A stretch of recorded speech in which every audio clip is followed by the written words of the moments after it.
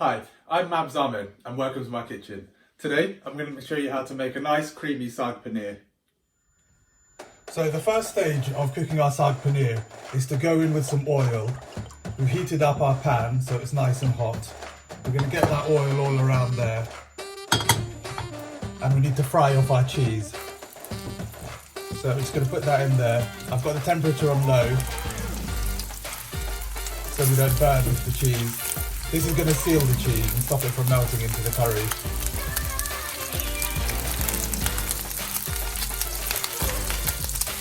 So we need to make sure we're browning off our cheese. We need to get all the edges sealed. As you can see, I'm just using a pair of tongs to twist and turn these pieces of paneer just to quickly seal the edges.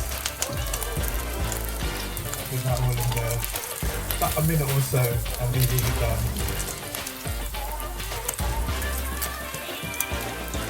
So we're ready to take our paneer out now. So we're just going to take that out and put that to one side. Get that all out. It's sealed nicely there. Put that to one side. So we've just taken our paneer out now, and in the same pan we're just going to go in with some garlic. We're going to go in with some onions and our chopped peppers and about half a green chilli. Just going to give that a little stir. I've kept the heat on the stove all the way down.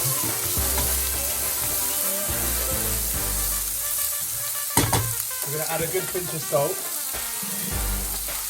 about half a teaspoon or so,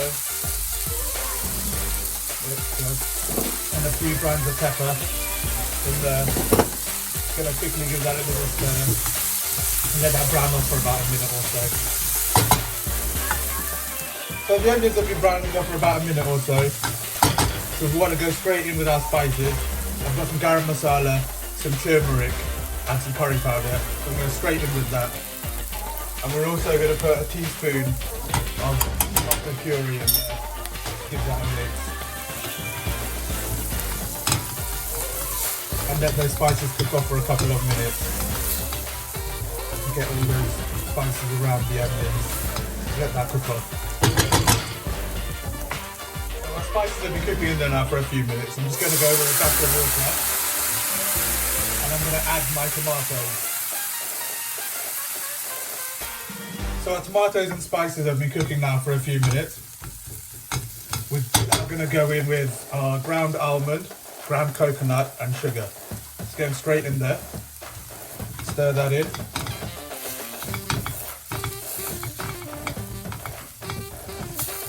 And it's at this point now we're also going to put our spinach in. So I'm using baby leaf spinach here. So I've got a whole pack. We'll put that in there, which I've washed. And then I'm going to just grab the lid of my saucepan and let that wilt down for a couple of minutes. So our spinach is wilted away in there nicely. Just going to give that a little stir. So we're going to introduce the paneer back into the dish now. So we'll get that in there. And we're also going to add about 200 ml of single cream. I mean, you can use yogurt. I'm using cream. That's what I like to use. It is a dish that should be enjoyed. We'll give that a little stir. And then we're going to just bring that to the boil for a few minutes and let all the flavours be with it.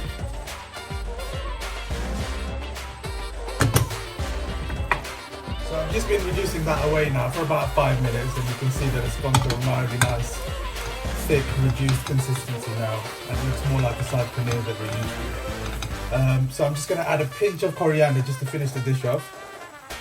Give it another little stir, and we're ready to serve. So there we have it, ladies and gentlemen.